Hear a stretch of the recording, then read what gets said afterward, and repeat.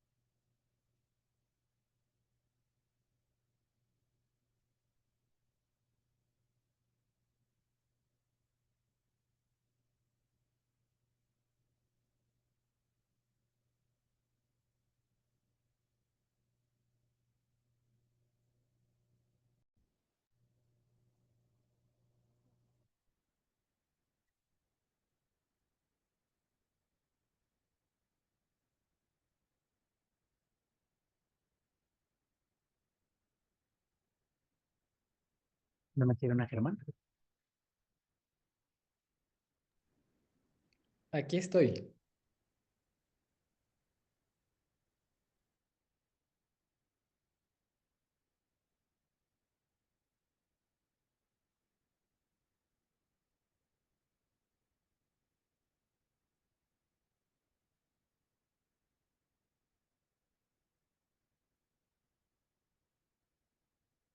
Mm. Hola, hola, ¿sí me escuchan?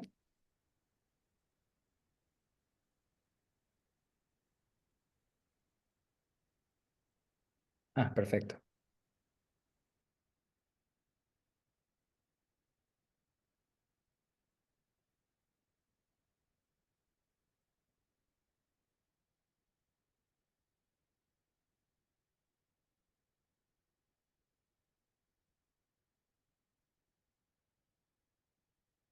Hola, muy buenas noches a todos. Como siempre, gracias por acompañarnos nuevamente en nuestra sesión mensual.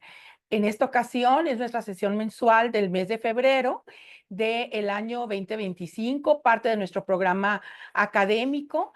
Y bueno, estamos muy contentos. Muy buenas noches a todos y de veras, muchas gracias por estar acá con nosotros. A estas sesiones las hemos nombrado La virtualidad nos une, porque como ustedes saben, el capítulo Centro Occidente es muy grande, corresponde a 9 estados de la República y queremos que exista una participación más activa de todos nuestros socios.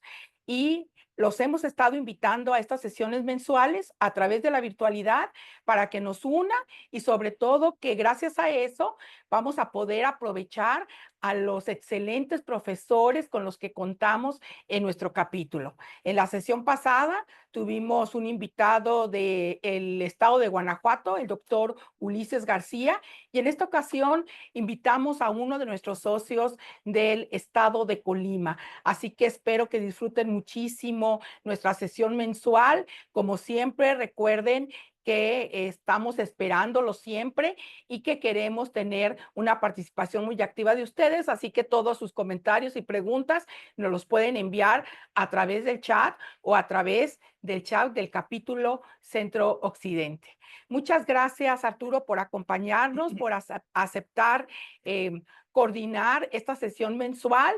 A todos ustedes sean muy bienvenidos y los dejo con el doctor Arturo. Arturo lo vamos a dejar, ¿verdad? Para que él nos pueda presentar a nuestro ponente y pueda estar en contacto directo con todos ustedes. Así que Miguel Arturo Segura Delgadillo, aquí con ustedes. Muchas gracias, Arturo, por compartir conmigo la conducción del día de hoy. Muchas gracias, doctora, por la invitación. Gracias por invitarnos aquí a su casa, a su cava privada. Cuando vengan a Guadalajara, recuerden pedir su tour por la cava privada de la doctora Morán. Incluye cata de botellas gratis. Y ya entrando en tema, como dijo la doctora Morán, tenemos un excelente ponente del estado de Colima. Es el doctor Germán Rico Solís. Él tiene formación como médico pediatra en el Hospital General de Occidente. Hizo la subespecialidad en alergia e inmunología clínica en el Hospital Valentín Gómez Farías del Iste. Fue presidente del Colegio de Pediatras del Estado de Colima del 2020 a 2022. Actualmente es miembro de SEMICA y tiene participación activa en 3 comités. En el Comité de Alergia a Medicamentos, el Comité de Alergia Alimentaria y el Comité de Inmunoterapia. Él tiene su práctica privada en el Hospital Puerta de Hierro de Colima y actualmente es nuestro vicepresidente del capítulo Centro Occidente de SEMICA. Doctor Germán, muchísimas gracias por acompañarnos. Un honor tenerlo con nosotros y le cedemos la palabra.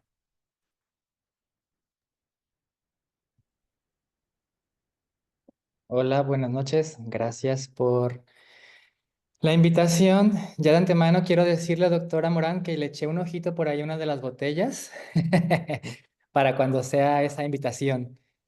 Segura ya tengo yo ya el vinito que voy a degustar. Gracias por la invitación. A ver, ¿puedo ya compartir pantalla?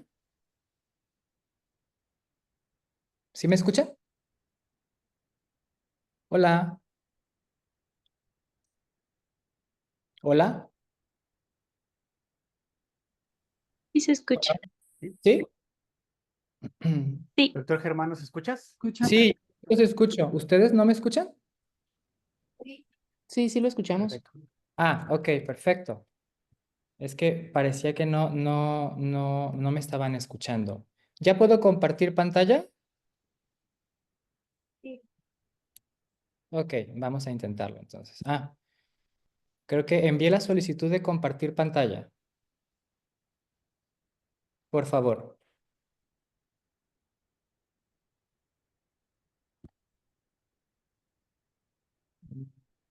Compartir.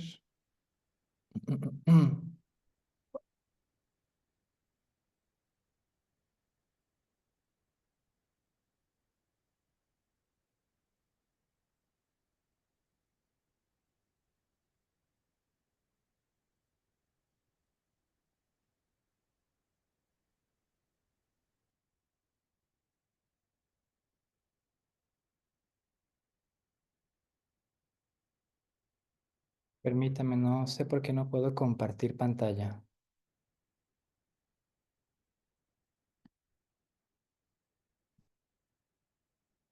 Mm, mm, mm, mm.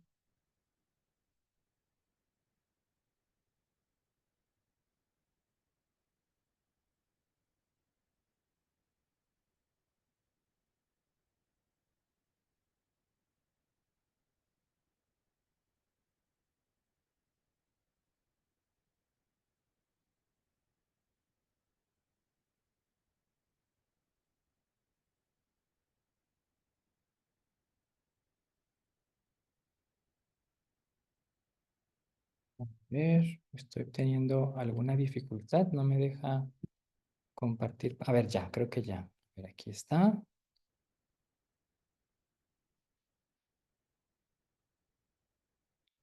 Creo que ya.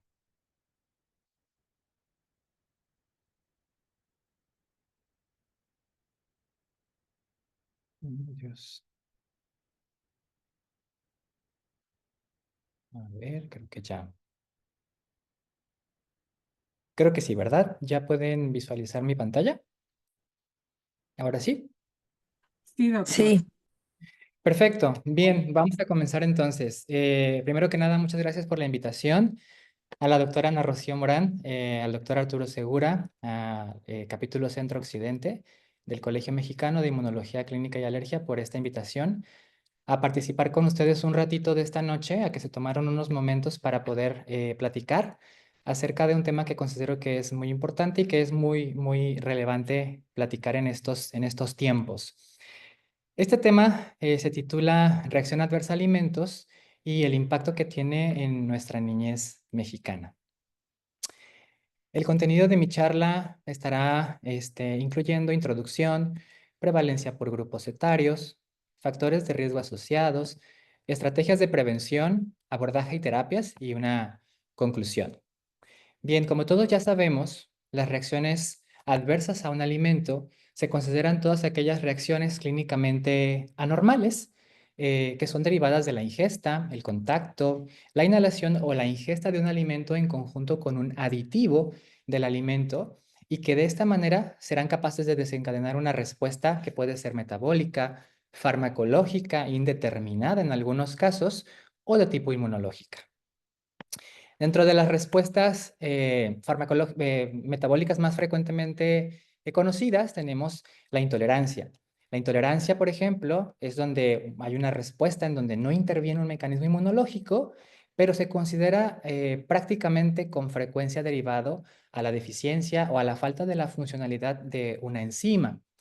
También puede ser derivada a sensibilidad a aditivos o a productos naturales del alimento. De esta manera podemos reconocer que la intolerancia más frecuente es la intolerancia a los carbohidratos, por ejemplo, a la lactosa, que a lo mejor la podemos observar desde los primeros meses de vida en la mayoría de nuestros pequeños en la consulta, a la fructosa, a la sacarosa, por mencionar algunos otros tipos de intolerancia.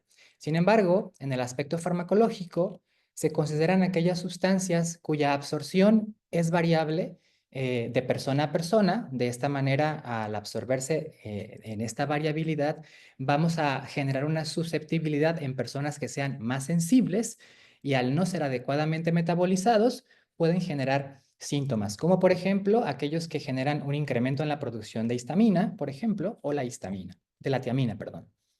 Y tenemos la indeterminada, en donde no ha sido posible determinar como tal una causa específica, ni farmacológica, ni metabólica, y tampoco inmunológica. Posteriormente pasamos a algo que también conocemos bastante todos nosotros, como es la respuesta de hipersensibilidad o reacción alérgica, en donde ya se compromete entonces un mecanismo inmunológico. Es decir, tenemos participación ya de células presentadoras, activación de muchos linfocitos, linfocitos T, linfocitos B, con producción de isotipo específicamente de inmunoglobulina de tipo IgE, lo que nos habla claramente de una respuesta alérgica.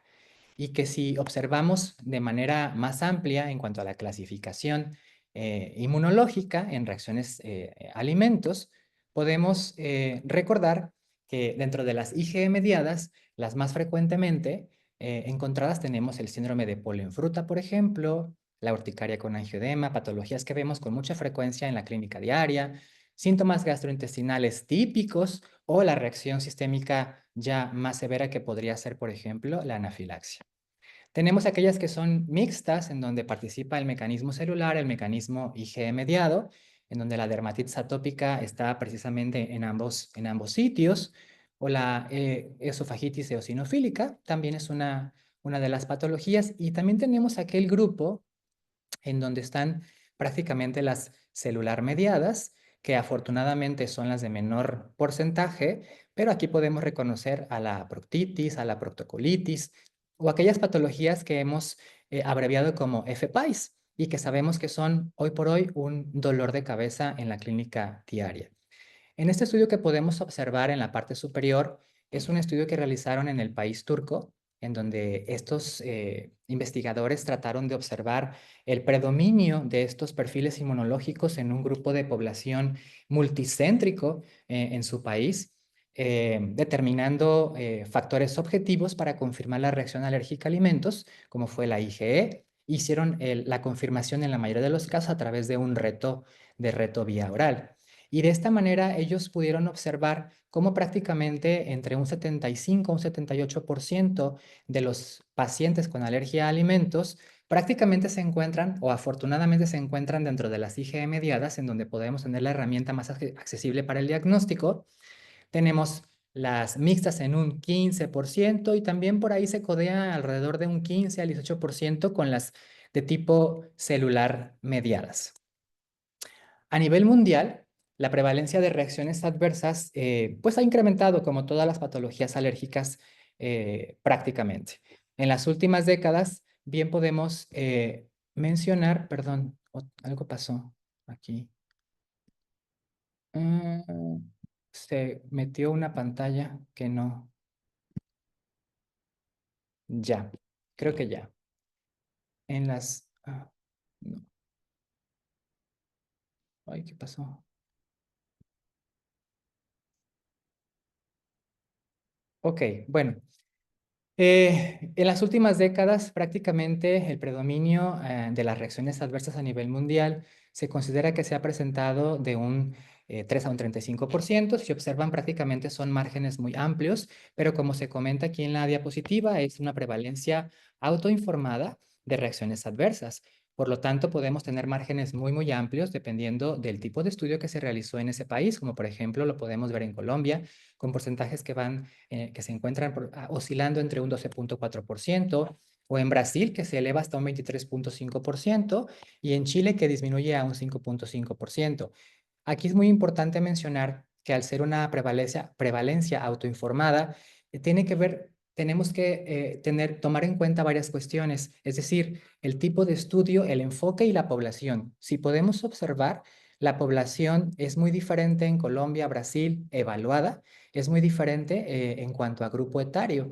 También el tipo de enfoque de estudio que se realizó probablemente abarcaba solamente prevalencia, en algunos casos pudo abarcar solamente reacción alérgica o acercamiento hacia reacción alérgica, y por eso es que los porcentajes pueden variar de regiones a regiones, entre otros motivos que voy a mencionar más adelante. En países más desarrollados, como podemos observar aquí, pues Australia, Japón, Hong Kong, Estados Unidos, Europa, prácticamente es una manera muy similar, pasa algo muy similar. Porcentajes que van de un 2 a un 38%, o en Europa hasta un 25%, nuevamente haciendo notar el enfoque del estudio y de la población que se está cubriendo con este enfoque para determinar una prevalencia, reacciones adversas de manera general, o un enfoque hacia reacciones alérgicas, teniendo porcentajes que pueden ser tan bajos como 1.4 o 2%, en donde podemos observar en los estudios aquí abajo observados, en estos países, Islandia, Suecia y Portugal, evaluaron su población, pero ya con estudios objetivos de IgE específica y reto oral, para poder generar un porcentaje ya más objetivo de población alérgica realmente, teniendo porcentajes tan bajos como un 2 o un 1.4%, lo que muy probablemente pudo hacer falta en los estudios anteriormente mencionados. En cuanto a reacción alérgica se refiere, bueno, cuando ya nos enfocamos a este punto específico, vamos a observar que se reduce drásticamente este porcentaje. Observamos porcentajes que oscilan entre el 1 y el 7%. En América Latina tenemos porcentajes también entre el 1.4 y el 5 o el 8% en promedio. Y de igual manera tenemos aquí porcentajes para Chile con un 5.5%, El Salvador, México y Colombia con un 3.2%. Esto hasta antes de unos estudios que les voy a mostrar, pero prácticamente nos encontramos dentro de los porcentajes que se observan de manera global a nivel internacional. Y ciertamente, dando el conocimiento de que en América Latina nos hace falta o nos hacía falta tener un poquito más de registros en cuanto a prevalencia específica de reacciones adversas a alimentos con un enfoque a alergia específicamente. La variabilidad entonces puede ser atribuible a diferentes factores. Mencioné al principio las diferencias en la definición operacional.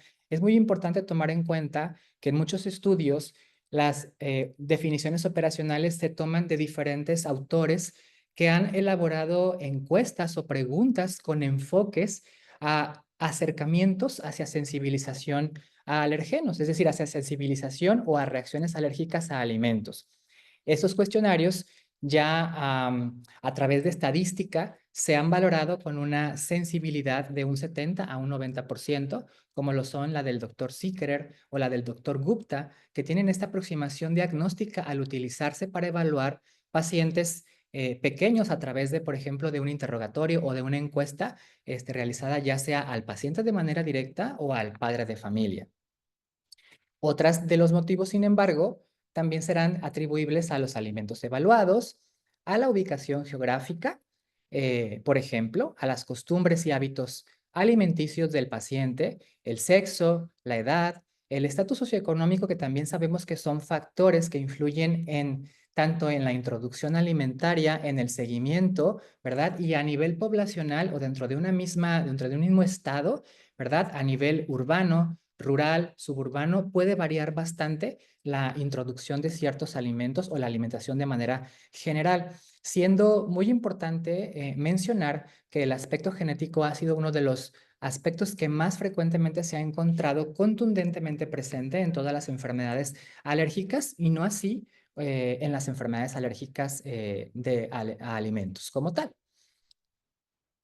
Bien, por ejemplo, es un tipo de definición operacional con acercamiento como los que se han utilizado en estos estudios para evaluar las reacciones alérgicas a alimentos, bueno, tanto adversas como alérgicas, y podemos observar el tipo de enfoque o el tipo de pregunta que se puede manifestar en estas encuestas, como es la presencia de urticaria, y se definen los puntos de urticaria o las características de urticaria. Puntos como hinchazón de labios y de lengua, dificultad para tragar, la sensación de opresión, dicen los papás o los adolescentes dentro de la garganta, como que se les cierra la garganta, la tensión en el pecho o la opresión en el pecho, dificultad para respirar, sibilancias, vómitos, dolor en el pecho, algunos pueden referir latidos rápidos en el corazón, que a lo mejor ya no se enfocarán junto con el desmayo y la presión arterial baja hacia la presencia muy probablemente de reacciones sistémicas en los pacientes. Sin dejar de lado, por supuesto, que la confirmación a través de pruebas objetivas, como lo es la IgE sérica específica para alimentos y finalmente la prueba estándar de oro, como es el reto oral, prácticamente son las confirmatorias para poder ejercer una estrategia de evitación del alimento que sea de manera certera para nuestro paciente y que a partir de aquí vamos a tomar diferentes decisiones de enfoque terapéutico para nuestro paciente, hablando de un enfoque nutricional, un enfoque probablemente psicológico, pero que definitivamente inicia con nosotros como pilar, como alergólogos que somos, ¿verdad? A partir del diagnóstico definitivo de nuestros pacientes. Es importante recordar que los alimentos a nivel mundial, prácticamente en la mayor parte de los países, los alimentos que se encuentran más implicados en reacciones alérgicas a alimentos, tenemos como en el 1, 2, 3, 4, el cacahuate, la nuez, los lácteos y los crustáceos prácticamente representan los más frecuentes. Y por lo tanto sería muy importante, o de ahí la importancia de evaluar y observar cómo se comporta nuestra población mexicana tratando de conciliar si es muy similar a lo que tenemos a nivel internacional o difiere algún poco y qué factores pueden estar asociados. En este primer estudio que les voy a presentar, publicado en el 2022 a expensas del doctor Martín Bedoya y colaboradores, quien ha sido uno de los investigadores que más énfasis le ha dado a este tema, ¿verdad?, sobre prevalencia de alergia a alimentos o de reacciones adversas a alimentos. En ese estudio pequeñito, bueno, grande y pequeñito a la vez, abarcó una población de pequeños y preescolares desde la edad de 1 a 5 años de edad y los dividió en dos grupos. El grupo de 1 a 2 años, el grupo de 3 a 5 años, teniendo un total, ¿verdad?, siendo una muestra significativa dentro del estado de Jalisco y en la zona metropolitana de Guadalajara, de 810 pacientes evaluados, los cuales a través de una encuesta, nuevamente con el enfoque mencionado del doctor Sickerer y del doctor Gupta, se obtuvo una tasa de reacciones adversas de un 12.5%, lo cual no es tan diferente de los márgenes encontrados en prácticamente la mayoría de los países, como pudieron observar, que reportan diferentes porcentajes de prevalencia de reacciones adversas, pero cuando se hizo el acercamiento ya hacia alergia como tal, el porcentaje disminuye drásticamente hasta un 3.2%, con una ligera o un ligero predominio en el sexo femenino de un 3.8% comparado con un 2.7% en el sexo masculino. Los grupos de alimentos implicados encontrados en este estudio fueron prácticamente la mayoría de los alimentos o grupos de alimentos que se realizan como introductorios en la lactación de nuestros pequeños mexicanos. Y esto no podría ser de otra manera o no podría sorprendernos. Sin embargo, es decir, hablando de la leche, el huevo, vegetales, frutas, mariscos, sin embargo, cuando nos enfocamos un poquito más hacia proteínas como las carnes y los frutos secos, el porcentaje fue discretamente menor. Probablemente tiene mucho que ver con la manera en que realizamos la lactación todavía en nuestro país, más bien la introducción temprana de ciertos alimentos que suele ser tardía todavía y que por ahí es posible que sea el motivo que se refleje de esta manera en relación a los frutos secos, ¿verdad? Y algunas proteínas, como por ejemplo podrían ser los mariscos. ¿Qué signos y síntomas se encontraron más frecuentemente en esta población? Bueno, en esta población se encontraron síntomas orales y cutáneos, fueron los más representativos en esta población estudiada. Dentro de los orales fue el síndrome de alergia oral, por ejemplo, y en los cutáneos fue la roncha, el prurito, que pudo ser prurito cutáneo, prurito facial, y que más o menos rondaron entre un 30 y un 40% de presentación nuevamente dentro de estos síntomas cutáneos. Y muy interesante mencionar que de manera concomitante estos pequeñitos en ambos grupos etarios tenían más frecuentemente patologías como la rinitis alérgica y la dermatitis atópica. En esta tabla podemos ver prácticamente los factores que se encontraron más frecuentemente asociados en este grupo de pacientes estudiados. Y bien, dentro de los principales factores asociados, como podemos observar en prácticamente todas las patologías de alergia, bueno, es el antecedente familiar de atopia, lo cual, pues si observan con significancia estadística realmente significativa, pero más importante por el lado materno que por el lado paterno, siendo en cuanto a rinitis, por ejemplo, un poco más significativo y dermatitis atópica, ¿verdad? Con respecto al lado paterno, que fue en porcentajes mucho más pequeñitos y cuya significancia estadística fue todavía menor. Respecto a las patologías que comentábamos, que de manera concomitante pudimos observar en este grupo de pacientes, fueron la rinitis alérgica y la dermatitis atópica, siendo estadísticamente mucho más significativo, ¿verdad? Estando de manera concomitante en pacientes con reacciones alérgicas a alimentos. El asma también estuvo presente y no, aunque no fue tan significativo, no podemos decir que no hubo pacientes con asma concomitante. Es decir, las tres patologías se encontraron concomitantemente en esos pacientes. En ese segundo estudio, saltamos a otro tipo de población como son los adolescentes. De igual manera, a través o a expensas del doctor Martín Bedoya y colaboradores, haciendo énfasis en la prevalencia y factores asociados, buscando algo muy similar a lo que se buscó en este grupo de pequeñitos, ¿verdad? Y preescolares, ahora haciéndolo en adolescentes, ¿verdad? O en pacientes un poco más grandes. Este estudio abarcó adolescentes de 15 a 18 años. Fue una muestra significativa de 1.992 pacientes. 47% fueron sexo masculino, 53% femenino, y podemos observar cómo la tasa de reacciones fue de un 10.6%, pero cuando nos enfocamos nuevamente a alergia, un 7.8%. Es decir, porcentajes un poquito más altos que en el grupo mencionado previamente, pero aún así sigue siendo un poquito más alto o considerablemente más alto.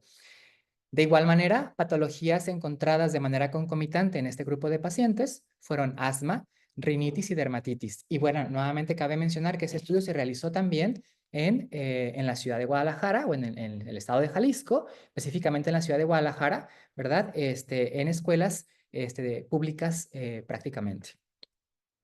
Y un poquito predominio, ¿verdad? Que también es importante mencionarlo por lo que mencionamos previamente, un poquito más de predominio, este tipo de reacciones alérgicas a alimentos en el sexo femenino con respecto al masculino, como pudimos observar en el estudio previo.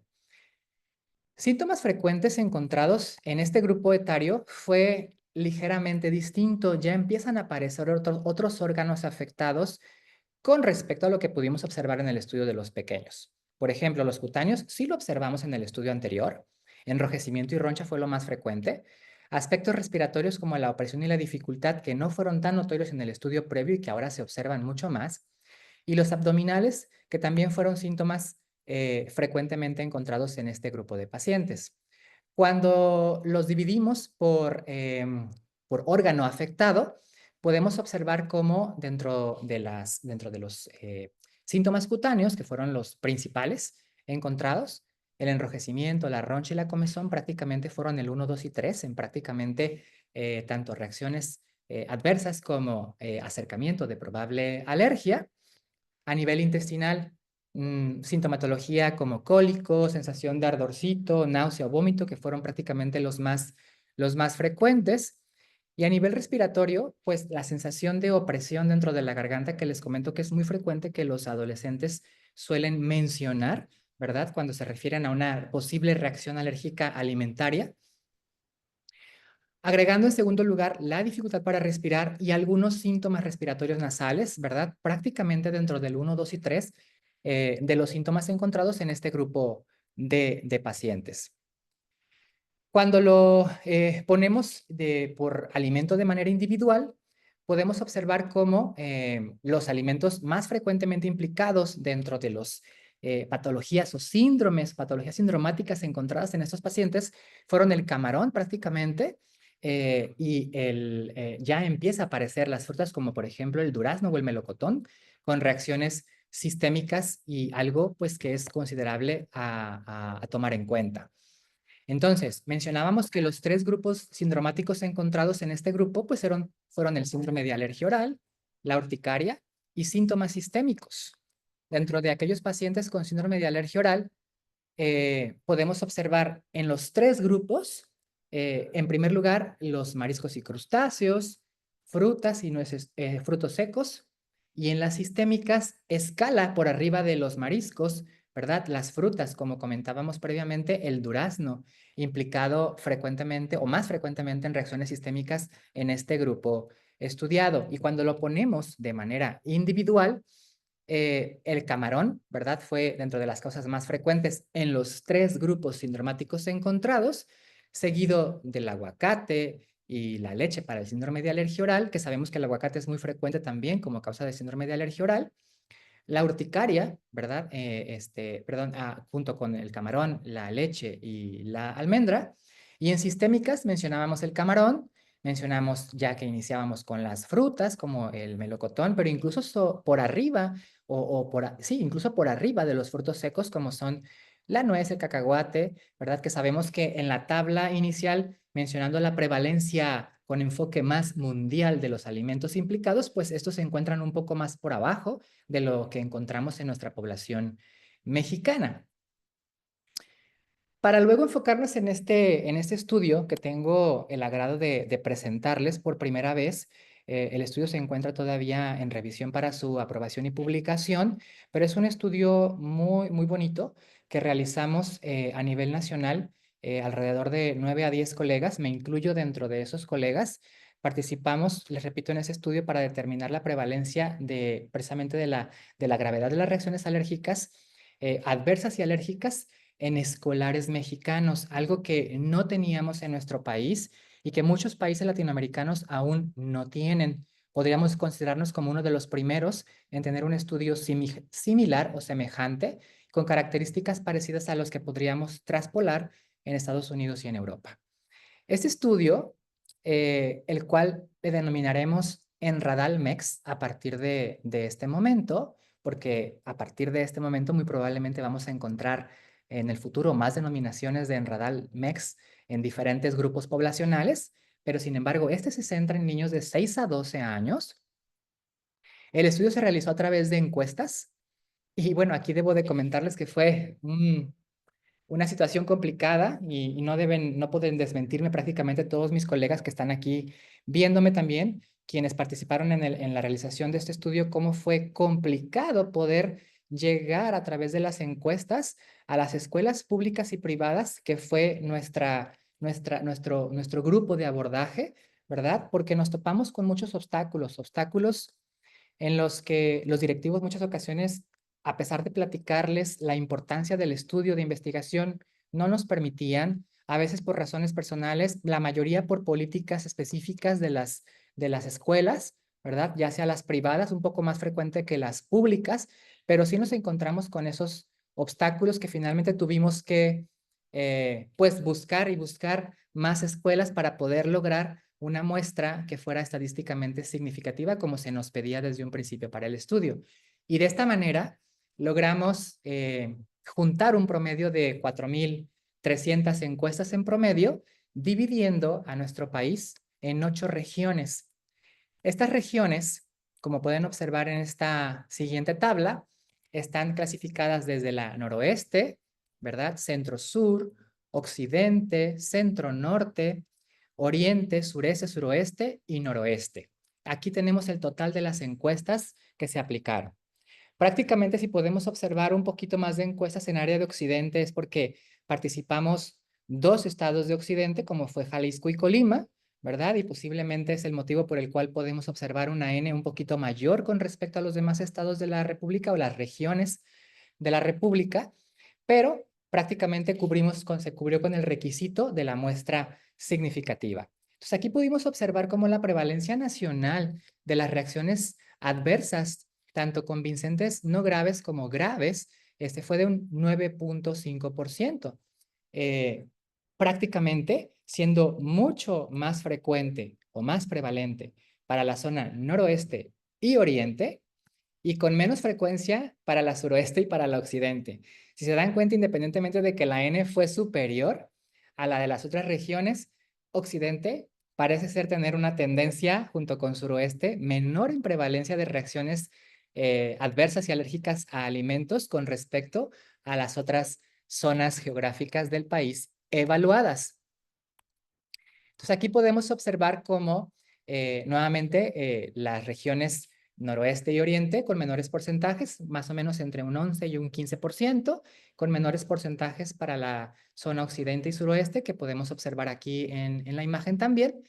Y cuando lo dividimos por el tipo de escuela, ya sea pública o privada, pudimos observar cómo había una menor prevalencia o una menor prevalencia en las escuelas públicas con respecto a la privada, de un 8,2 contra un 11,3%, lo que nos dio una P estadísticamente significativa de menos 0,001. A considerar entonces aquí algo que pudiera estar pasando. ¿Qué grupos de alimentos fueron los que encontramos o se encontraron más frecuentemente implicados en ese tipo de reacciones y síntomas de los pacientes? Bien, dentro de los grupos de alimentos encontrados con más frecuencia, tenemos los lácteos, tenemos las frutas y los frutos secos en tercer lugar. Si observan la cantidad y de porcentaje, lácteos un 62%, frutas un 27% y frutos secos un 16%. Es decir, Todavía tenemos por arriba incluso los lácteos, las frutas, y posteriormente vienen por ahí los frutos secos, ¿verdad? Hablándonos de que muy probablemente reaccionamos menos a los frutos secos en nuestro país o probablemente no forman parte tan importante de nuestra alimentación, podría ser, pero bueno, tenemos una menor tendencia aparentemente y por lo observado también en los demás estudios, menor tendencia y probabilidad hacia los frutos secos. Cuando separamos los alimentos de manera individual, lo que pudimos observar es que la leche, el huevo y el camarón fueron los más frecuentemente asociados con gravedad de síntomas, es decir, o con síntomas más importantes. Y nuevamente, ¿verdad? Regresamos a la leche, el huevo y el camarón. Sin embargo, cuando nos enfocamos hacia las reacciones sistémicas, pudimos observar cómo el durazno nuevamente vuelve a aparecer, ¿verdad? Así como lo vimos en la población de los adolescentes o adultos jóvenes, ¿verdad? De 15 a 18 años, cómo el durazno nuevamente representaba una causa de reacciones sistémicas junto con los mariscos o el camarón específicamente. Bueno, aquí podemos observar cómo en reacciones sistémicas en este grupo etario ya nuevamente tenemos repercusión de la leche, del durazno, ¿verdad? Del trigo y también un poquito del pescado, prácticamente en un porcentaje muy, muy similar en este grupo de pacientes. ¿Qué factores asociados pudimos encontrar en esta población? Porque en esta población estudiada, los cuestionarios que se realizaron llevaban mayor profundidad de preguntas, tratando de buscar asociación de factores o con diferentes factores, ¿verdad? Que a veces se han asociado en otras patologías alérgicas. Bueno, en este estudio, para empezar, se observó una mayor prevalencia o ligera más alta prevalencia en el sexo masculino con respecto al sexo femenino, algo que a lo mejor no coincide un poquito con los primeros dos estudios mencionados, en donde sobresalía un poquito más el sexo femenino con respecto al masculino, dividiendo los grupos de pacientes por escuelas, ¿verdad? O por grados cursados entre los los preescolares, perdón, y los adolescentes de 9 a 12 años, prácticamente el grupo con más afectación fue el de 9 a 12 años. La escuela privada, como mencionamos, ¿verdad? Con mayor porcentaje de prevalencia, ¿verdad? De reacciones alérgicas.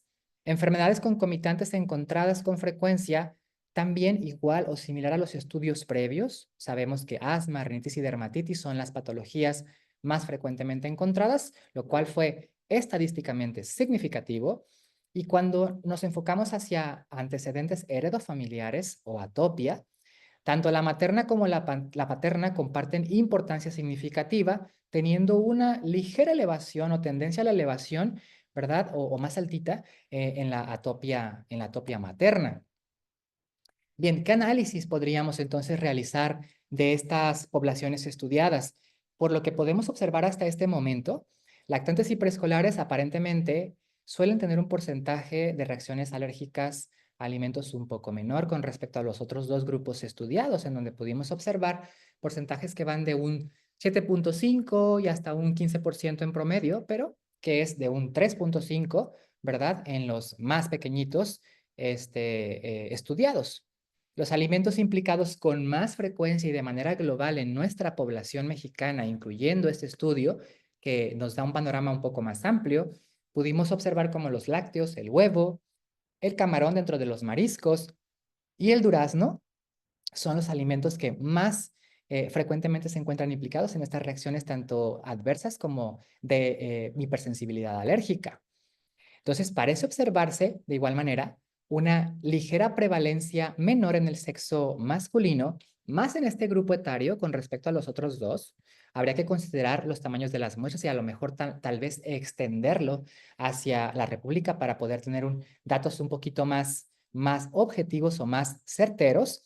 Sin embargo, las prevalencias siguen siendo muy similares a lo que podemos observar y a lo que les mostré en países como son Estados Unidos y países europeos, con prevalencias muy, muy similares nuevamente a las observadas en nuestros resultados. Nuevamente es posible que podamos aquí incluir diferentes factores que nos pudieran estar haciendo falta, como por ejemplo lo hizo Suecia o lo hizo Portugal, en donde ellos incluyeron factores objetivos para diagnóstico definitivo del paciente, ¿verdad? Como fue la IgE y el reto oral, y de esta manera muy probablemente nuestras poblaciones con reacciones alérgicas podrían ser mucho menores a lo que estamos observando. Pero nuevamente les repito, estos estudios se hacen con enfoques de cuestionamientos que investigadores como el doctor Sickerer y el doctor Gupta han realizado para poder hacer estos acercamientos hacia sensibilización alérgica y que tienen una significancia estadística significativa en un acercamiento entre un 70 y un 90%, por lo tanto, son definitivamente útiles. Específicamente en nuestra población mexicana, entonces, lo que podemos mencionar es que las reacciones adversas en nuestros niños prácticamente tiene amplias variaciones, ¿verdad? En lo que pudimos observar en este último estudio y que depende o que se observó esa variación en base a la ubicación geográfica. Y si eso puede pasar en una ubicación geográfica nacional mexicana, pues por supuesto que puede pasar en una ubicación geográfica diferente a la nuestra, ¿verdad? De país a país, incluso hasta dentro de una misma zona, como lo es la zona europea, que tiene costumbres y hábitos alimenticios tan diversos de un país a otro país y en distancias tan pequeñitas. El sexo, los antecedentes heredofamiliares, patologías concomitantes como la rinitis, el asma y la dermatitis fueron prácticamente factores encontrados con alta frecuencia y que podemos observar que también se encontraron en los estudios previamente mencionados. Dentro de los factores asociados que de manera concomitante encontramos en este estudio, les repito, en este estudio que me parece maravilloso, encontramos una mayor prevalencia de reacciones alérgicas en pacientes con antecedentes, cuya mamá tenía antecedentes de obesidad materna, tabaquismo, restricciones dietéticas durante el embarazo, tabaquismo, y aquí evaluamos tabaquismo pasivo y tabaquismo activo durante cierto periodo del prenatal y lactancia posterior al nacimiento, específicamente, y ciertas restricciones dietéticas durante el embarazo, es decir, cómo las mamás son recomendadas muchas veces por su especialista qué alimentos y qué alimentos no podría, qué sí consumir o qué no consumir durante el embarazo en base a lo que ginecología podría decir y en base a lo que incluso el mismo paciente puede tomar como decisión basado en lo que otros a su alrededor pueden influir, ¿verdad? Para tener diferentes conceptos alimenticios de dieta. El nacimiento por vía cesárea también fue uno de los factores más frecuentemente implicados con incremento en la prevalencia, el tipo de alimentación y por supuesto que la exposición a antibióticos también se encontró como un factor asociado a incremento de prevalencia de reacciones alérgicas. ¿Qué intervenciones de prevención se pueden realizar cuando tenemos pacientes con alergia a alimentos? Bien, hay diferentes estrategias, todas están enfocadas prácticamente en disminuir factores de riesgo. De esta manera podemos observar cómo distintas hipótesis, ¿verdad? Como son la hipótesis de la exposición dual a alergenos, la de la vitamina D, en donde la ausencia de la vitamina D en cierta etapa, como el embarazo, lactancia y los primeros 1000 días del nacimiento, son factores posibles que pudieran incrementar la prevalencia de reacciones alérgicas a alimentos.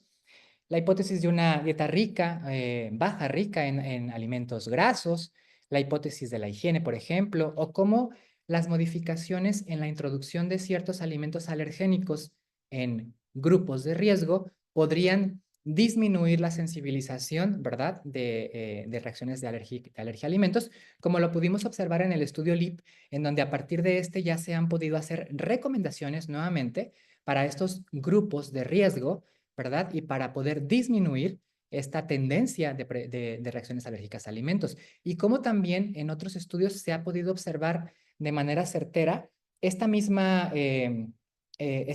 enfoque realizado en el estudio LEAP, pero ahora hacia el huevo. Es decir, prácticamente hasta el momento son los únicos 2 alimentos que introducidos de manera temprana en la lactación y en grupos con factores de riesgo han disminuido, ¿verdad? Estadísticamente significativa la prevalencia de reacciones alérgicas a alimentos. ¿Y qué hablar de los probióticos? Bueno, en muchas de las pláticas hemos observado y escuchado cómo los probióticos, por supuesto que han demostrado tener un impacto en las enfermedades alérgicas de manera general. Sin embargo, no existe todavía como tal una directriz específica sobre qué tipo o qué grupo de probióticos y por cuánto tiempo se podría utilizar ya de manera específica y puntual para poder disminuir la prevalencia de reacciones alérgicas alimentarias, hablando específicamente de este tema, no así de muchas otras enfermedades alérgicas donde también se han considerado los probióticos y en conjunto con otras terapias. ¿Qué tipo de abordajes y terapias necesitamos considerar cuando ya estamos frente a un paciente que tiene una alergia a alimentos? Bueno, es importante considerar que tenemos que hacer una estrategia de manejo alimenticio, es decir, la evitación del alimento, ¿verdad? La evitación del consumo del alimento, el consumo seguro de alimentos, haciendo hincapié en nuestros pacientes en tener cuidado en donde puedan ir a consumir alimentos en donde tienen buffets, por ejemplo, o hacen una mezcla importante de alimentos para evitar esta cruce de alergenos, ¿verdad? Y que sea una alimentación mucho más segura, sobre todo cuando esta puede llegar a ser amenazante para la vida del paciente. Individualizar estos avisos dietéticos para nuestros pacientes y si podemos hacer un abordaje multidisciplinario apoyándonos de un nutriólogo o un dietista, como lo dicen en algunos otros lugares, otros países, pues es excelente. Recordar que finalmente ellos podrán abrir el panorama más hacia el paciente, hacia aquellas opciones alimentarias que pudieran sustituir el que momentáneamente no podrá consumir probablemente por algunos años o por el resto de su vida. Y en este aspecto es importante considerar el manejo psicológico, porque sabemos que un paciente al cual estamos realizando la eliminación de un grupo de alimentos o de un alimento en específico puede tener la sensación de estrés o ansiedad por sentir que va a tener algún detrimento nutricional. Bueno, es importante nuevamente el abordaje multidisciplinario, teniendo un acercamiento con los especialistas en el área de la salud mental, como es psicología o psiquiatría, para que a través de diferentes terapias, ya sea cognitivo-conductuales o estrategias de confrontamiento, puedan ellos tener sentirse emocionalmente tranquilos, toda vez que el apoyo de manejo con el nutriólogo y nuestro aviso, ¿verdad?, de qué alimentos podrían llegar a sustituir el que está generando el problema, no generen este detrimento nutricional y que se sientan más tranquilos, lo más tranquilos posibles. Elaborar un plan de tratamiento, en quien es posible elaborar un plan de tratamiento aún con medicamento o en quien ya no es posible. Posiblemente ante un contacto accidental en aquellos pacientes en donde su tipo de reacción no se ha considerado una reacción sistémica y en donde pensemos que esperemos que no llegue a ese punto, posiblemente el uso de un antihistamínico oral o el uso de un broncodilatador cuando hay síntomas respiratorios, por ejemplo, pueden llegar a ser o podrían llegar a ser una herramienta útil. Sin embargo, cuando estamos frente a un paciente que definitivamente tiene una reacción sistémica y que ya no podemos o sabemos que no podemos arriesgar al paciente, pues tenemos que apoyarle en el uso de este tipo de medicamento, como es la adrenalina, a través de un autoinyector, que si bien es cierto, estos dispositivos tal vez no son tan objetivamente visibles en toda la República Mexicana y a lo mejor sí un poquito más realidad para los países, para los estados del norte, perdón, ya es posible por muchos pacientes que me han comentado el poder adquirir estos autoinyectores, ¿verdad? A través de diferentes páginas web, como por ejemplo puede ser Amazon. Y de ahí me queda a veces la duda, ¿verdad? De si realmente puedo confiar en que el producto que me envíen es el real, ¿verdad? O certero, ¿verdad? Y que no se preste para otro tipo de maltrato en el medicamento o de uso, de abuso de medicamentos que no son de buena calidad. Pero bueno, finalmente, ante un paciente que tenemos la facilidad de poder prescribir un autoinyector, recordar que necesitamos enseñarle y mostrarle cómo. Recordar que el colocar el autoinyector y presionar, el paciente va a tener alguna reacción de susto, va a sentir la entrada de una aguja. Y finalmente, si el paciente no está acostumbrado, lo que regularmente sucede, que no están acostumbrados a tener a tener la sensación de un piquete, definitivamente es posible que suelte el autoinyector y de esta manera no podremos lograr el ingreso del medicamento a su sistema. Por lo tanto, no tendremos el efecto deseado. Por lo tanto, el apoyo para enseñarles o mostrarles cómo se utiliza es muy importante también en nuestra área de consulta. Para posteriormente, posiblemente, tener un futuro en donde podamos gozar de diferentes estrategias de inmunomodulación o tratamientos de inmunomodulación, ¿verdad? Con los cuales podamos lograr en un futuro no muy lejano la desensibilización sostenida a los diferentes alimentos y que, si bien es cierto, hoy por hoy nuestro panorama aún todavía es corto, como puede ser el cacahuate, la leche y el huevo, aún así las estrategias terapéuticas con estas inmunoterapias todavía son restringidas.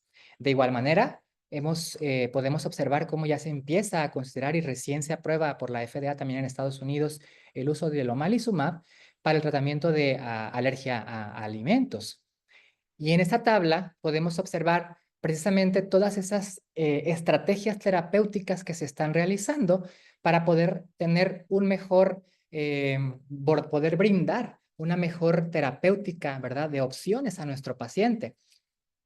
En los primeros renglones podemos observar las inmunoterapias, en donde la oral, la sublingual y la epicutánea prácticamente son las que han representado mayor cantidad de estudios de investigación que se encuentran en fase 2 y en fase 3, la mayoría de ellos, y que de los cuales ya podríamos mencionar que de la inmunoterapia oral existen comercializables ya algunas inmunoterapias como tal, algunos productos como tal, utilizables para aquellos pacientes con reacciones severas, sobre todo.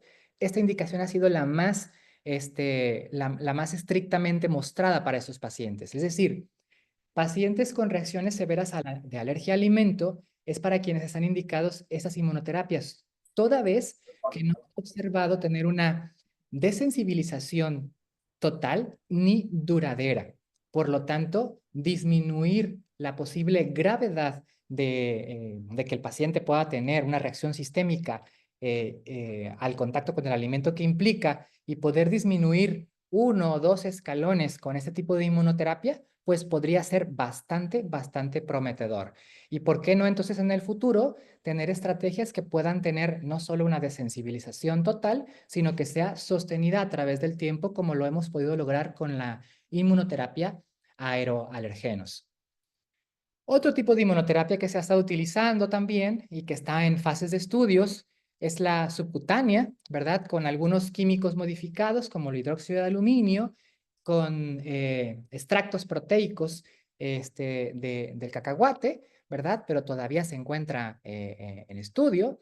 De igual manera, algunas vacunas, ¿verdad? De DNA, de inmunoterapia, o inmunoterapia considerada con membranas lisosomales asociadas a DNA, también son terapéuticas prometedoras que también se encuentran corriéndose en diferentes estudios. Y mencionando nuevamente el omalizumab como estrategia terapéutica ya aprobada para el manejo de diferentes alimentos. ¿Qué tenemos del omalizumab? Bueno, pues el costo, ¿verdad? Como otros anticuerpos monoclonales, y aún así sigue siendo el más económico de todos los que tenemos ya liberados a nivel internacional. Y bueno, prácticamente sería como una de las más grandes limitaciones. Y otros que se postulan, ¿verdad? Para también para su uso en en este campo, es el dupilumab, del cual también se encuentran corriendo diversos estudios para su aplicación futura. Terapias como la medicina tradicional china, pues no tenemos información como tal, y a pesar de que posiblemente hay algunos estudios de investigación, pues todavía se encuentran corriendo y no tenemos ninguna información positiva o negativa al respecto. Pero también es importante mencionar que se han intentado, que se están haciendo estudios de conjunción en donde se ha utilizado el omalizumab con inmunoterapia oral, por ejemplo, a la leche de cacahuate, como lo pudimos observar en la parte superior, que muy probablemente podrían ser muy prometedores, ¿verdad? Algo similar a lo que se ha empleado para los aeroalergenos, ¿verdad? Y por qué no, también la inmunoterapia oral junto con los probióticos. que si bien mencionábamos hace un momento, también estos han mostrado y demostrado ser demasiado útiles en las patologías alérgicas, probablemente para disminuir la sensibilización. Nuevamente, todavía faltan directrices específicas para poder emplearlos por separado, y por eso es que aquí nuevamente hay estudios en donde los conjuntan para ver si podemos tener mayores éxitos. En definitiva, todas estas estrategias terapéuticas nos han mostrado resultados prometedores. Aún así, todavía hasta el momento, todas ellas tienen limitaciones en cuanto a la desensibilización y a la persistencia de la desensibilización. Por lo tanto, es muy importante para el futuro poder encontrar diferentes vías que nos puedan apoyar para mejorar esta desensibilización, como podemos observar en diferentes áreas, que hoy por hoy se menciona bastante todos los omics, la transcriptómica o la metabolómica, y específicamente hablando de estas dos en especial, estos estudios que son prácticamente muy recientes, se han encontrado perfiles tanto transcriptómicos como metabolómicos que nos pudieran predecir desensibilización o poca desensibilización y una falta de desensibilización sostenida. Estos pueden ser futuros usos como biomarcadores para mejorar la respuesta. Y precisamente en transcriptómica se ha encontrado una de las vías, por ejemplo, esta que se menciona aquí, en donde se observan linfocitos T anérgicos, ¿verdad? Junto con regulación negativa de interferones, y que se ha observado que si logramos regular esta vía, es muy posible o activar o reactivar y mejorar esta vía, podríamos también tener una mejor porcentaje de desensibilización y más sostenida. Y hablando específicamente en el área de metabolómica, en ese estudio publicado en este año, ellos observaron a través de cromatografía de masas, pudieron observar esta vía específica muy interesante en el área de la metabolómica, en donde observan ellos niveles altos de litocolato de ácido biliar, niveles altos de derivados de icosanoides, específicamente el B4, y derivados altos del ácido urocánico de la histidina, sobre todo en pacientes con pobre respuesta de desensibilización y de igual manera de sensibilización sostenida. Por lo tanto, se ha postulado y se ha propuesto que el poder mejorar, a lo mejor en el caso de la metabolómica, estrategias, ¿por qué no? Dietéticas o nutricionales, tanto previo a la terapia, durante la terapia y posterior a la terapia, pudiendo disminuir o mejorar a la alza o a la baja estas vías encontradas, metabolómica sobre todo, pudiéramos lograr nuevamente una mayor o una mejor desensibilización y una desensibilización más sostenida. Áreas de oportunidad, entonces, podríamos mencionar que son muchas las que se encuentran trabajando y que han trabajado a nivel internacional para poder disminuir la prevalencia no solo de las enfermedades alérgicas a alimentos, sino de las enfermedades alérgicas en general. Y podemos hablar como la epigenética, la genética, el aspecto de las influencias ambientales, del microbioma, la bioinformática, la medicina de precisión, hablando de los omics que ahorita acabamos de mencionar, la transcriptómica, la metabolómica, que nos está apoyando bastante para encontrar estas vías y posibles potenciales áreas de oportunidad como biomarcadores, pues serán nuevamente el futuro prometedor para lograr una mayor desensibilización a los alimentos. Bien, ¿qué podemos concluir? Podríamos concluir entonces que lograr una mejor comprensión de las alergias alimentarias, conocer mejor su epidemiología, los riesgos que se gestan dentro de las investigaciones y lo que muestran los pacientes como factores de riesgo, nos pueden ayudar para, en el área de la gestión y mejorar la prevención de las enfermedades alérgicas, lo que traducido al uso clínico pueda ayudar, a mejorar la capacidad para predecir el pronóstico, ¿verdad?, de la gravedad de nuestros pacientes y que ya no solo se trata de controlar o que ya no solo se trate de controlar como ya estamos viendo en este futuro cercano, sino también tratar. Y de ahí, pues las terapias que hemos mencionado, ¿verdad? Y cómo han evolucionado en los últimos años, desde la inmunoterapia oral, epicutánea, sublingual, la inmunoterapia subcutánea modificada que mencionamos, las vacunas de DNA, el uso de anticuerpos monoclonales y las terapias conjuntas que se están investigando. Es muy importante, para finalizar, reconocer y conocer que nuestro país, México, es un país con tierras totalmente fértiles. Somos un país afortunado dentro de la gran cantidad de países que integramos este planeta. Nuestro pedacito de tierra es muy fértil. Tal es el caso que nuestro país ha representado la causa, ha estado, perdón, dentro de los primeros 10 países con mayor producción mundial de hortalizas y de frutas. Por lo tanto, sabemos que nuestra variedad de alimentos es muy amplia y es posible que tengamos oportunidades distintas de mencionar a nuestros pacientes cuando por algún motivo no puede consumir un alimento. Es posible que podamos cambiar a otro grupo de alimentos o a otro alimento en especial sin que él se sienta con estas tensiones. Reconocer que en nuestra comida mexicana tenemos muchos colores y por eso nuestra comida mexicana es reconocida como un patrimonio inmaterial de la humanidad por parte de la UNESCO. Debemos reconocer y sabemos como mexicanos que contamos con una gran variedad de sabores, ingredientes y técnicas ancestrales que forman parte de nuestra identidad como mexicanos, de lo cual debemos estar bastante orgullosos. Yo con esto concluyo. Les agradezco mucho. Buenas noches.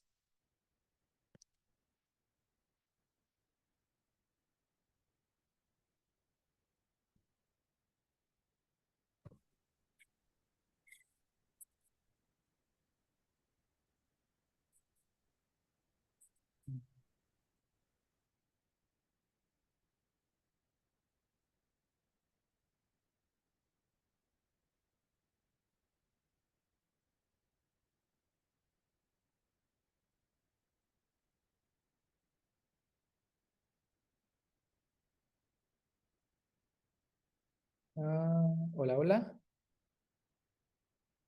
Dejar de compartir ya.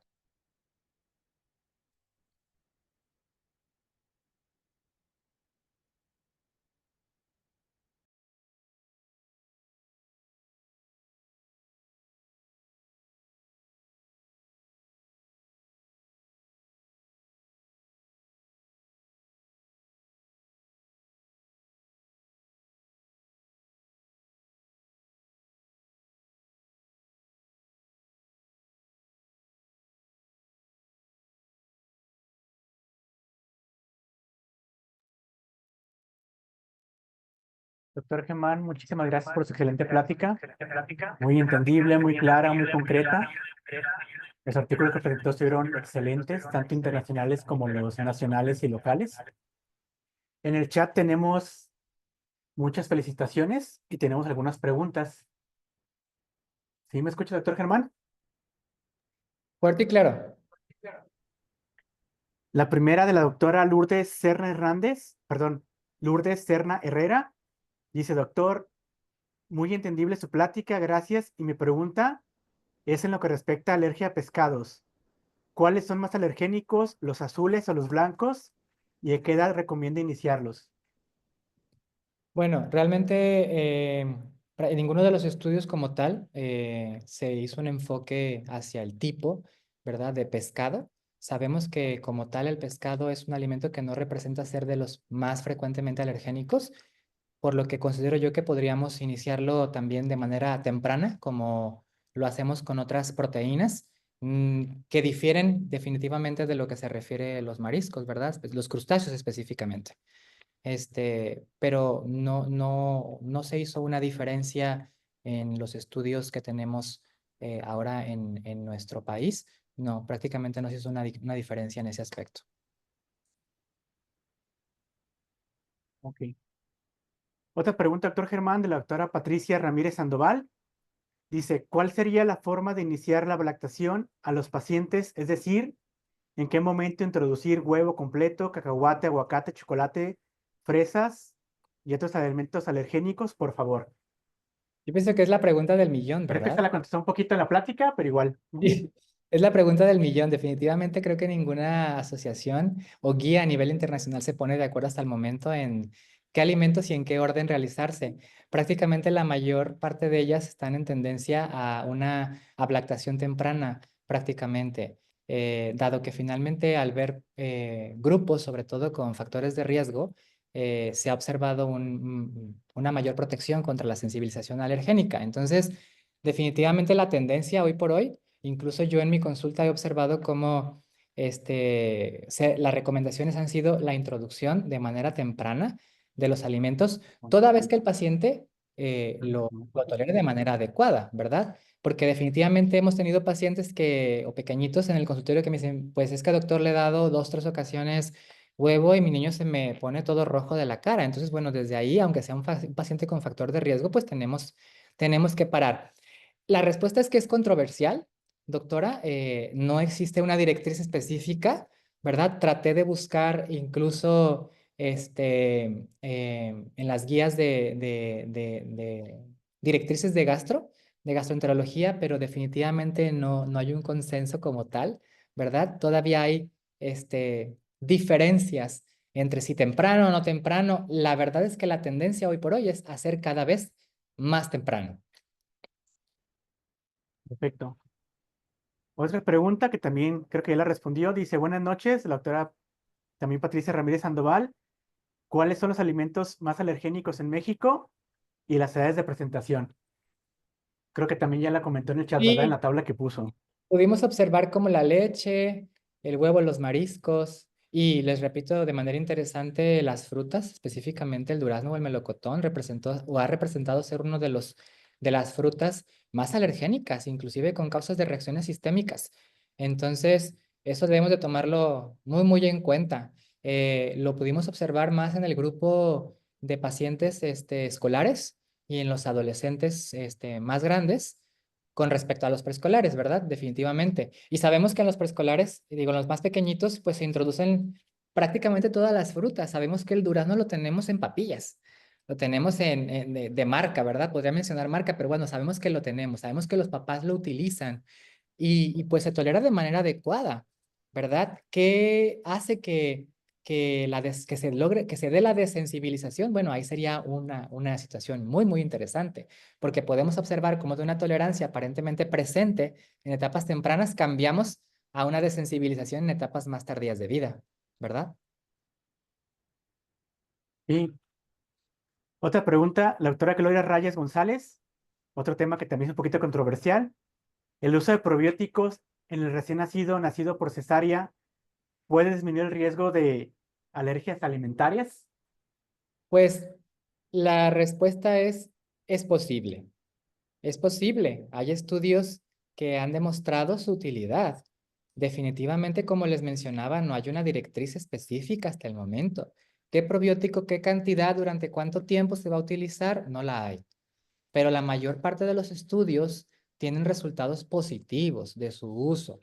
Y si observamos, pues el área de oportunidad la podemos tener centrada mayormente durante el embarazo, lactancia y los primeros 1000 días. Recordar que es un área muy importante de inmunotolerancia, o para inducir inmunotolerancia. Entonces, creo yo que posiblemente sería una etapa muy interesante para su uso. Finalmente sabemos que no van a causar ningún mal, ¿verdad? Ningún prejuicio. Va a ser todo lo contrario con los probióticos. Y el doctor Rodrigo Padilla Padilla de Tepa, saludos al doctor Rodrigo, pregunta, dice que omalizumab ya está aprobado por FDA como apoyo en alergias alimentarias.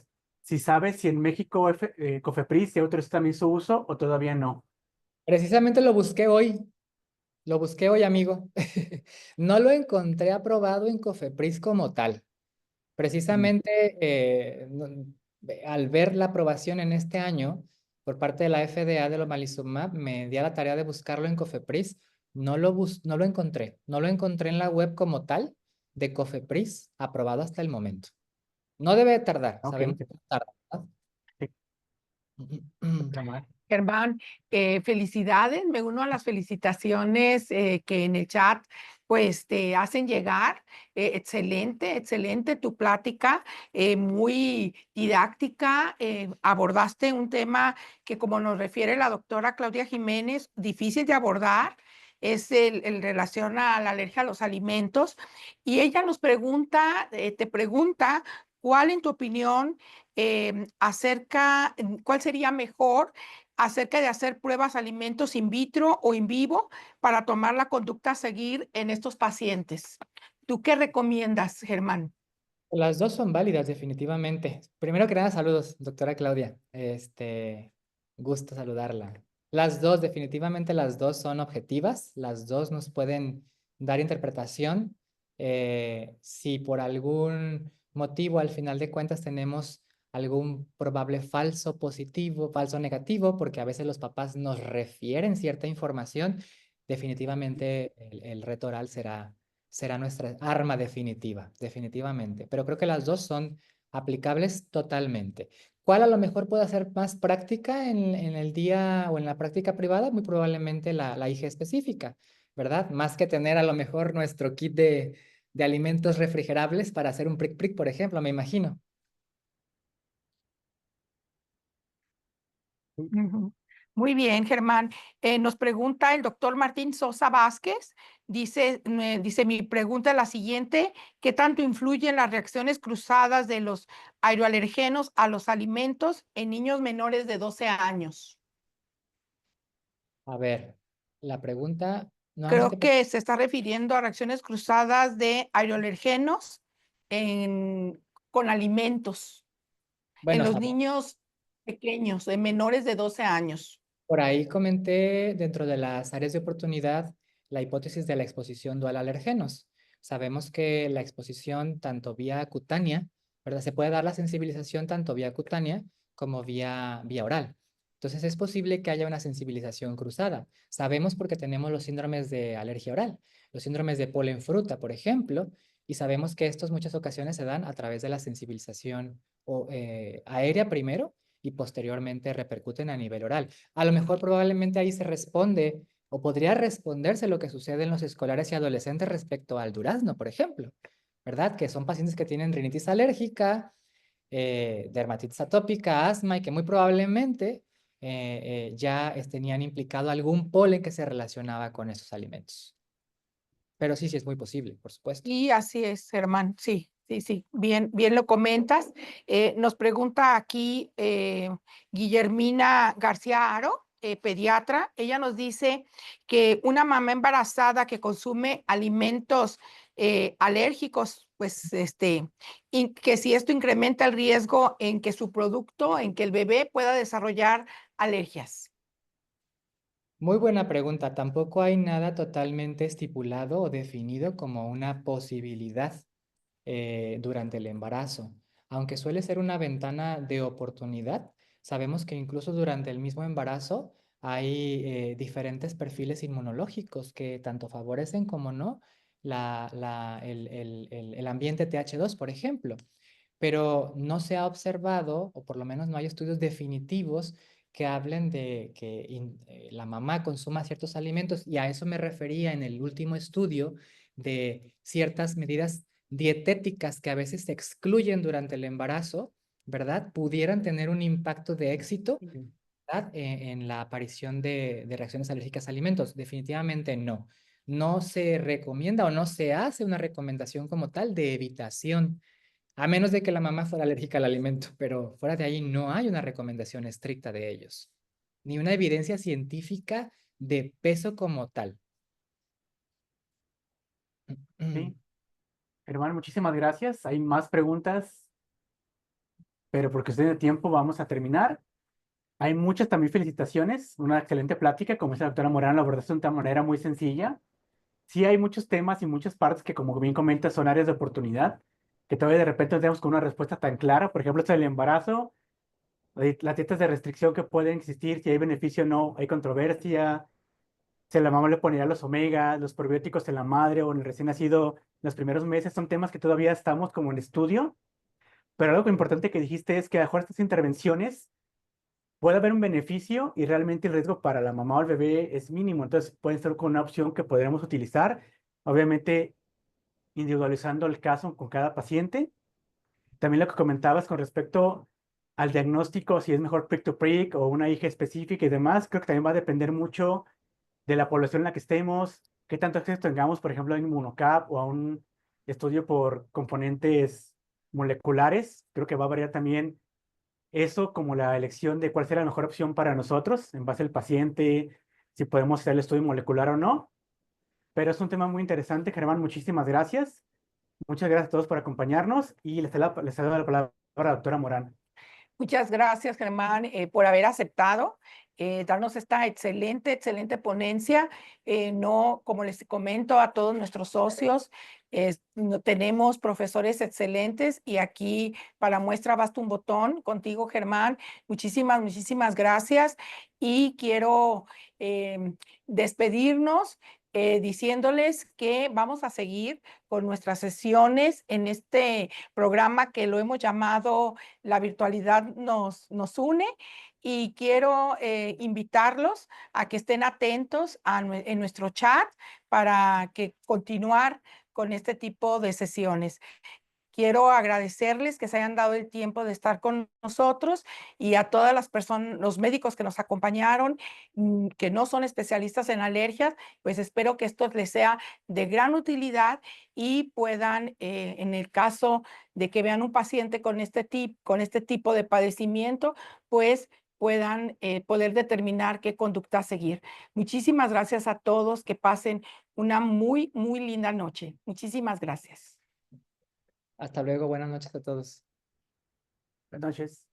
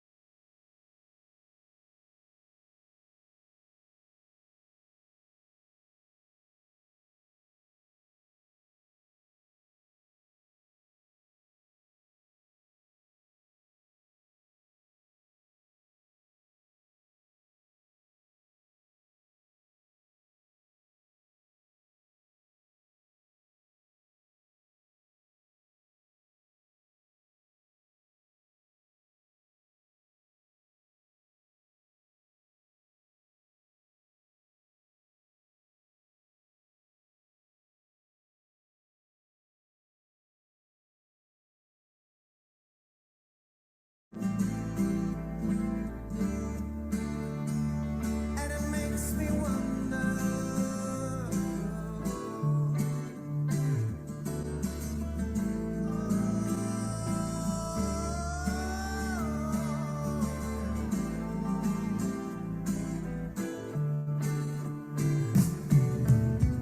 If there's a bustle in your intro, don't be long now. It's just a sprinkling for the main queen. Guess there are two bets you can go by, but in the long run, there's still time to change the road you're on.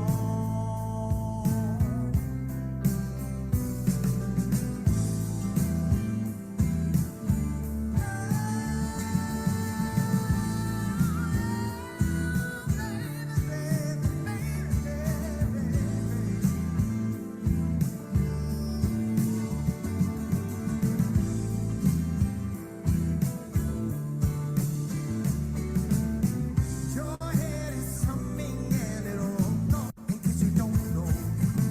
The piper's calling you to join him. Dear lady, can you hear the wind blow? And did you know your stairway lies on the western way?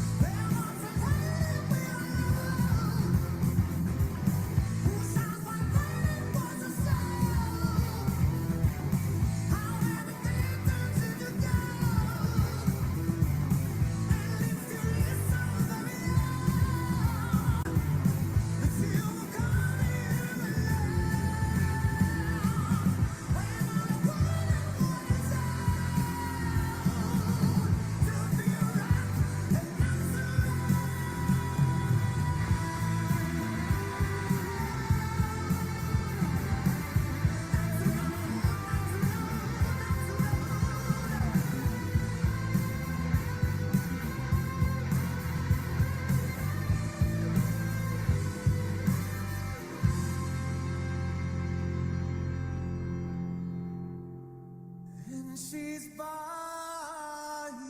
a stairway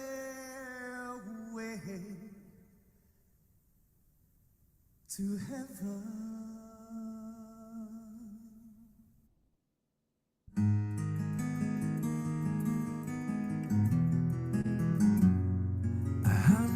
Days have made me older since the last time that I saw your pretty face. 1,000 lies have made me colder, and I don't think I can look at this the same.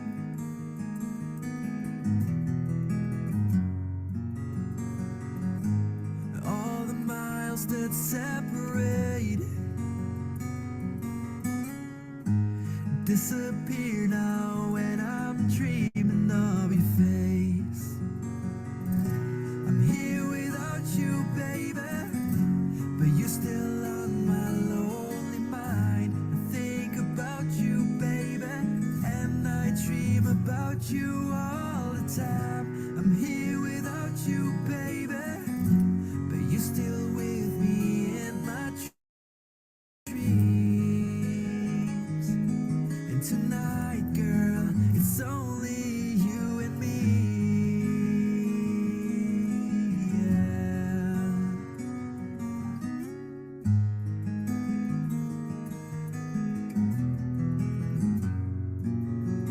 The miles just keep rolling as the people leave their way to say hello.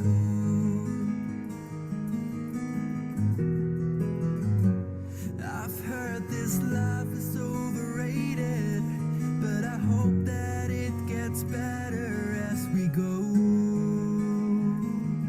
Oh yeah, yeah. I'm here without you, baby, but you're still on my lonely mind. I think about you, baby, and I dream about you all the time. I'm here without you, baby, but you're still with me in my dreams. And tonight, it's only you and me. Everything I know, and anywhere I go, it gets hard, but it won't take away my love. And when the last one falls, when it's all said and done, it gets hard, but it won't take away my love.